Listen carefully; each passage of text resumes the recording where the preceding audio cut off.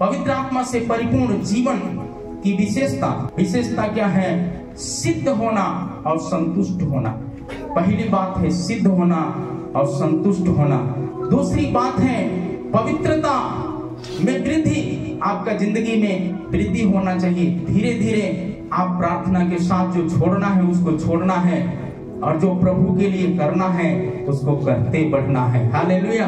और क्या है? एक क्रूसित किया हुआ जो जीवन है उसको बराबर याद करना है कि आपका हर दिन याद होना चाहिए कि यीशु मसीह हमारे लिए मारा गया, हमारे लिए गाड़ा गया, हमारे लिए तीसरे दिन कब्र में से जी उठा। उसकी जीवित गवाही हमारी जिंदगी से, हमारे परिवार बच्चों के अंदर होना चाहिए। हालेलुया। चौथी बात है निरंतर वृद्धि। आपके जिंदगी में निरंतर प्रार्थना होना चाहिए। कोई देखे न देखे, सुबह और शाम आपके घर से आवाज होना चाहिए, धन्यवाद का, प्रार्थना का गीत होना चाहिए, वचन होना चाहिए। आमीन। उसके लिए 5 बजे का प्रार्थना है, 7:30 से 8:30 बजे का कलीसिया का प्रार्थना है। आमीन। नेशनल प्रेयर है। इस तरह से बहुत सी प्रार्थनाएं हैं। आप जरूर उस प्रार्थना में शामिल होकर प्रभु को आदर कर सकते हैं। नौजवान बच्चे हैं तो जरूर बच्चों को प्रोत्साहन देकर, ताकि वो दुनिया की पापों में पड़ने से बच जाए। इसलिए प्रेरित पौलुस साफ शब्दों में कहता है सिद्ध और संतुष्ट हो। वो बात फिलिपियों का पुस्तक 4 अध्याय का आमीन 11 आयत में वो बात लिखा है, यह नहीं कि मैं अपनी घटी के कारण यह कहता हूँ, मैंने यही सीखा है जिस दशा में हूँ उसमें हम क्या करूं? संतोष करूं, उसमें संतोष करूं। हालेलुया। पवित्र आत्मा यदि हमारे अंदर आ जाते हैं, हम लोग क्या हो जाते हैं? संतुष्ट हो जाते हैं। प्रार्थना में धीरज के साथ यदि रहेंगे तो निश्चित पौलुस कहता है आप एक अनोखा काम को आपके जिंदगी में देखेंगे। हालेलुया। अगली बात है रोमियो का पुस्तक 8 अध्याय का 28 आयत में लिखा है, जब हम ये कब हो जाएगा संतोष, कब हो जाएगा संतुष्टि, कब हो जाएगा बीमारी पर विजय, कब हो जाएगा जिंदगी का निराशा मिटना? तभी होगा जब हम परमेश्वर का प्रेम के बारे में समझेंगे। रोमियो का पुस्तक 8 अध्याय 28 है। हम जानते हैं कि परमेश्वर से प्रेम रखते हैं उनके लिए सब बातें मिलकर भलाई ही को उत्पन्न करती है। हालेलुया। इसलिए आप प्रभु में जाने के बाद भी बीमारी में हैं, प्रभु में जाने के बाद भी गरीबी में हैं, प्रभु में जाने के बाद भी यदि समस्या के बंधन में है, तो आप तांत्रिकों के पीछे जाने से मन फिराया है तो फिर वापस पीछे जाने का जरूरत नहीं है, परंतु यीशु के चरणों में घुटना टेककर प्रभु के लिए जीवन जीने के लिए हर चीज तैयार रहने की जरूरत है। हालेलुया। क्योंकि परमेश्वर का वचन कहता है ये बीमारी सदा के लिए नहीं परंतु परमेश्वर का महिमा के लिए है। जिंदगी में घटी होते हैं तो उतावली होने की जरूरत नहीं है, घटी होते हैं तो घुटना टेक कर प्रार्थना में आगे बढ़ने की जरूरत है। हालेलुया।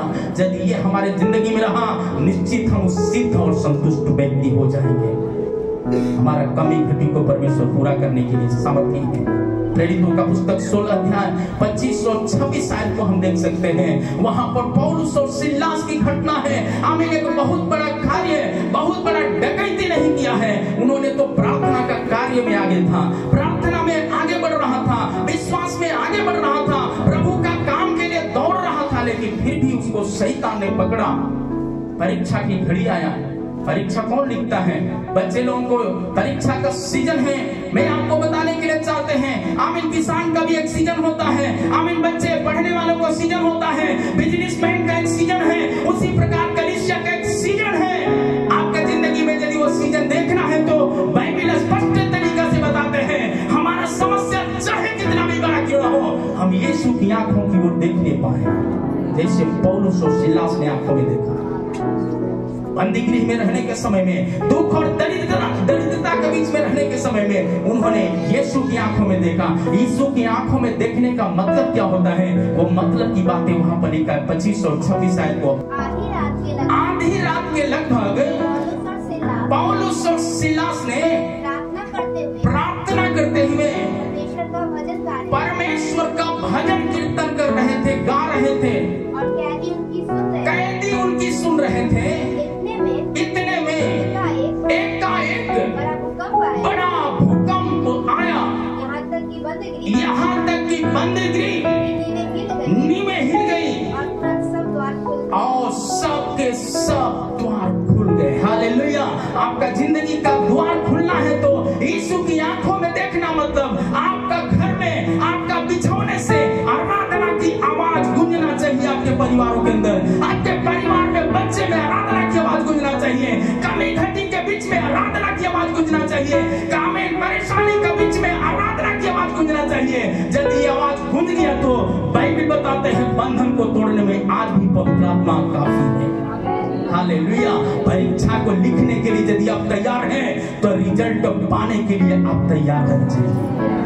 पौलुस और सिलास ने परीक्षा लिखने के लिए जेल खाने के अंदर उन्होंने घुटना टेक करके प्रभु को आदर किया। जहां असंभव था निकलना, जहां बेटे पड़ा है, जहां पर बहुत तरह की दोषारोपण लगा है, लेकिन उसी जगह में विजय को प्राप्त किया। यहाँ तक कि उस बंधन में पड़े हुए लोग जो आराधना पाया है वो आराधना के द्वारा छुटकारा पाया। सिर्फ पौलुस और सिलास नहीं बल्कि बंदीगृह का दरोगा भी छुटकारा पाया है। आपके आराधना से आपका गांव छुटकारा पाएगा, आपका आराधना से आपका रिश्तेदार छुटकारा पाएगा, आपका आराधना से आपके परिवार गरीबी से, बीमारी से छुटकारा पाएगा। परंतु उस आराधना को आप आगे करके रखा तो यीशु मसीह आपके कामों में आगे होगा। हालेलुया। क्या आप चाहते हैं उस आराधना के लिए आगे आना? आमीन। हालेलुया। यदि द्वार खुलना है तो आप प्रभु में लवलीन रहिए, अवसर को बहुमूल्य समझो, परमेश्वर का वचन कहता है। अगली बातें यदि हम देखें, आमीन, दूसरा बात जो हमने सुना था पवित्रता में वृद्धि, उसके लिए पहला कुरिन्थियों का पुस्तक 15 अध्याय 10 आयत में लिखा, परंतु मैं जो कुछ भी हूँ परमेश्वर के अनुग्रह से हूँ। पौलुस कहता है मैं परमेश्वर के अनुग्रह से हूँ। यदि आप बीमारी में हैं प्रभु में, यदि आप गरीबी में हैं प्रभु में, आपको दाल रोटी का कमी नहीं हुआ तो परमेश्वर को धन्यवाद देने के लिए आप तैयार रहिए। हालेलुया। यदि बीमारी में, अस्पताल में एडमिट नहीं हुए तो आमीन, दवाई खा के जीते हैं तो परमेश्वर का अनुग्रह से आप जिंदा है। इसलिए कलीसिया में, हालेलुया, आपका परिवार में कलीसिया बंद नहीं होना है, आपका दिल का कलीसिया बंद नहीं होना है, आपका विश्वास का कलीसिया बंद नहीं होना है, आपका आराधना की कलीसिया बंद नहीं होना है। Holy Spirit का healing of power in the name of Jesus। पवित्र आत्मा चाहते हैं आराधना में छुटकारा है। आज भी ये काम होने वाला है। आमीन। पौलुस और सिलास का प्रार्थना से लाखों लोग बंदीगृह से बाहर आया है तो आमीन, कलीसिया का प्रार्थना से आमीन, लाखों तांत्रिक इंद्रियों में मन फिराएंगे। आमीन। ओझा लोग मन फिराएंगे, पुजारी लोग मन फिराएंगे। परमेश्वर का कलाम कहता है आमीन।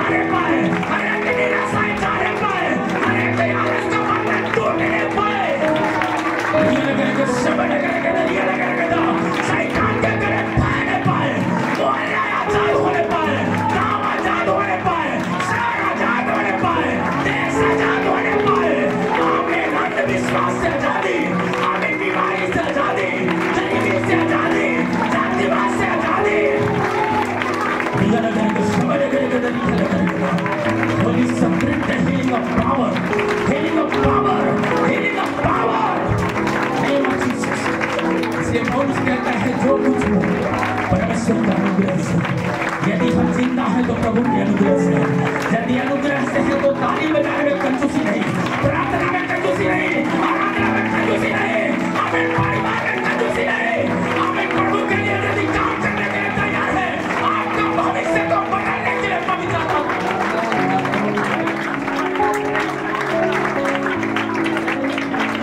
In the name of Jesus, hallelujah, hallelujah,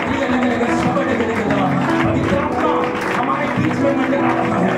आज बहुतों को परमेश्वर अभिषेक करने जा रहा है, बहुतों का यास का बंधन को तोड़ने जा रहा है, बहुतों को गरीबी का बंधन को तोड़ने जा रहा है। नया बदान कलीसिया के हर बच्चे, कलीसिया के हर परिवारों के ऊपर प्रभु का वचन में लिखा, मैं आज के दिनों में मैं आत्मा दे दूंगा, वही आत्मा का बारिश, आमीन, जो पेंटिकोस के दिनों में हुआ था, वही अभिषेक की नदी कलीसिया के हर परिवारों में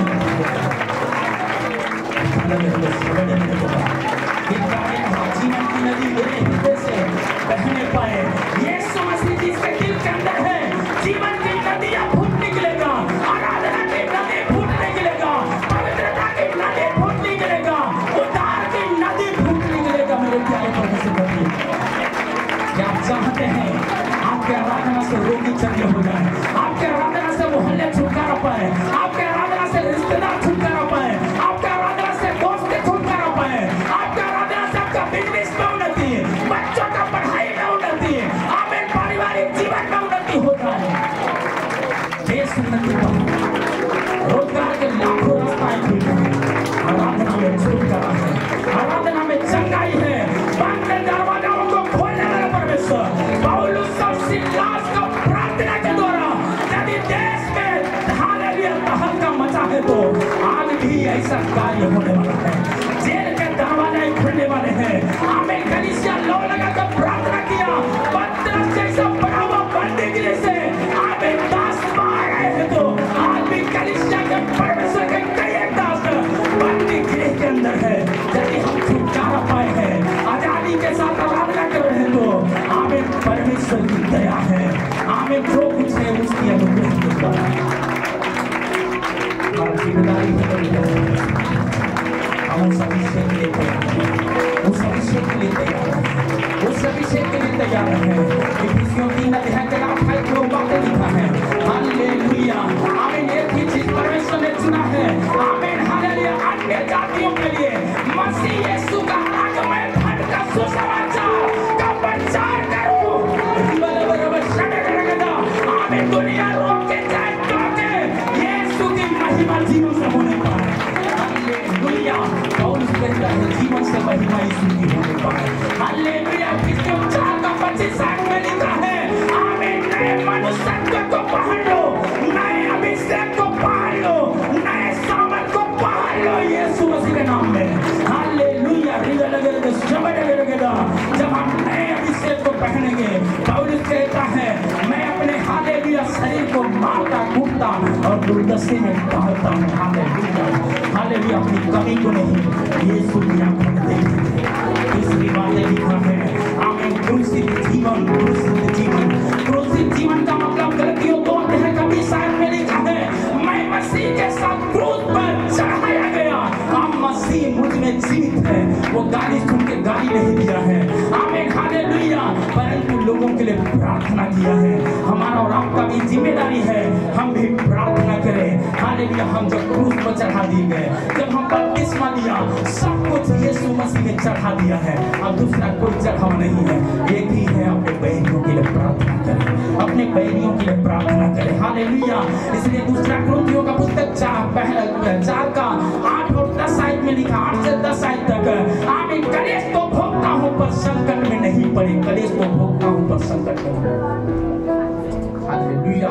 मैं गरीबी में तो हूँ लेकिन दरिद्रता में नहीं हूँ, हालेलुया। परमेश्वर का वचन कहता है बीमारी में तो हूँ लेकिन बिछौने पर पड़े नहीं रहा। यदि पड़े नहीं है तो परमेश्वर का क्रूस की कथा को लेकर के गांव गांव चला। शब्द गरगदा, क्या हम जाने के लिए तैयार हैं? यदि जाने के लिए तैयार हैं तो परमेश्वर विजय देने के लिए तैयार है। क्या हम चाहते हैं कि प्रभु की महिमा इसके द्वारा पूरी हो जाए? हालेलुया। प्रभु का वचन साफ शब्दों में कहता है, आमीन। 6:10 में लिखा है, शोक करने वालों के समान समान नहीं, परंतु आनंद करने वालों के समान आराधना करें। आनंद के साथ आराधना करें।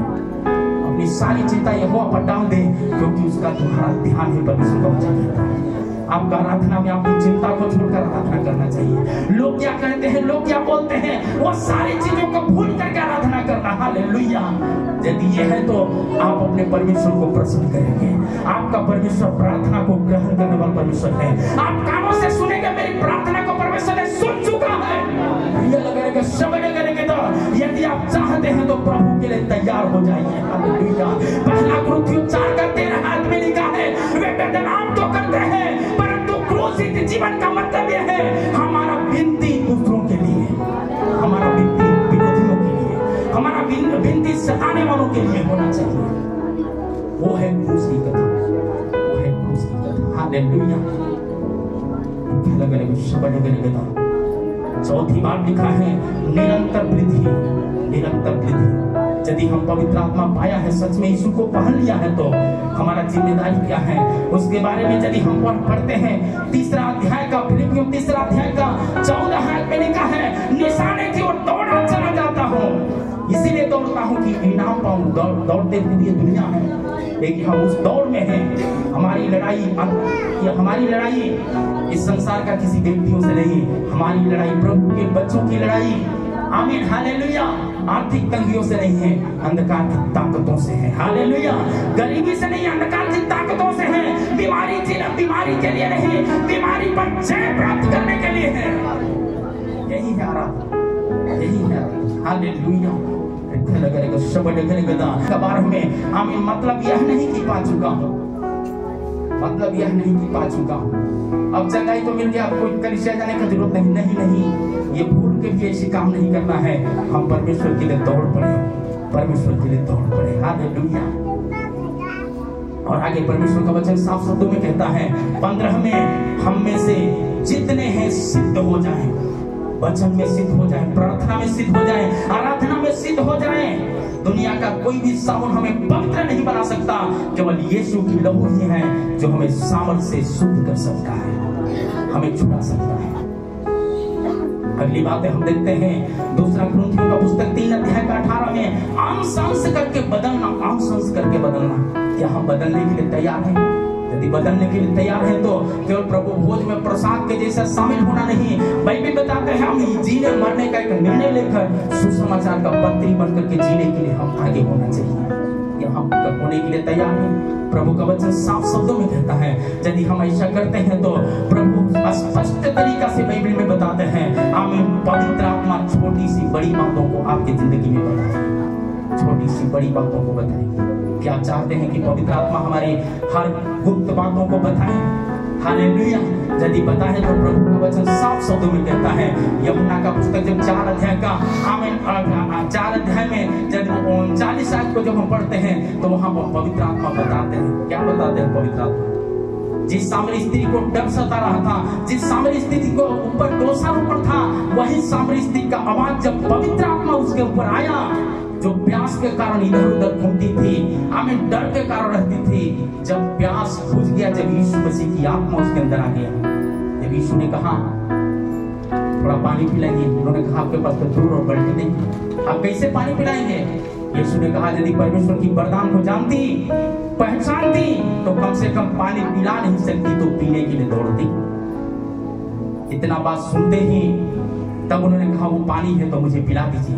तब यीशु ने कहा तुम्हारे पास कितना पति है? कोई पति है? उन्होंने एक ही चीज बताया, कोई पति नहीं। मन फिराया तो बोला कोई पति नहीं है, एक ही पति है, एक ही पति है, एक भी पति नहीं है। वो पति तो अभी सामने आप ही कर रहे हैं। मुझे ऐसा लगता है वही यही बात बोली। यीशु ने कहा तू ठीक नहीं है, इतना होते ही पवित्र आत्मा जब उसके ऊपर उंडेला, उन्होंने जहां से लजाती थी, जहां से शर्म से सर झुका हुआ था, दरवाजाओं को पीट करके कहती है, जो आने वाला भविष्य देखता था आ चुका है। ठहरी नहीं दरवाजे के पास, दौड़े दौड़े भागे भागे याकूब के गुफा तक आई। जितना पहले नहीं दौड़ी उसका चौगुना दौड़ में दौड़ी है, और उसकी आवाज को सुनने के लिए उसके पीछे लोग दौड़ा है। हालेलुया। आपके लोग जो सताते हैं, आपका जो बीमारी आपको तंग करके रखा है, पीढ़ियों से चर्म रोग का बीमारी होगा, पीढ़ियों से कैंसर का बीमारी होगा, पीढ़ियों के खून की उल्टियां चलते होंगे, लेकिन पवित्र आत्मा जब आएगा तो हमें वो बीमारी तो जाएगा ही, आप बीमारी को भी चंगा करने की सामर्थ पवित्र आत्मा आपकी जिंदगी में देंगे। हालेलुया। आप गरीबी से होंगे, कर्ज लेते होंगे, लेकिन आप कर्ज लेने वाले नहीं, कर्ज देने वाले। आप चाहते हैं कि पवित्र आत्मा मेरी जिंदगी में आए? हालेलुया। यदि चाहते हैं तो यूहन्ना 7:38 में लिखा है, जो मुझ पर विश्वास करेगा उसके जिंदगी से जीवन की नदी की सामर्थ्य निकलेगी।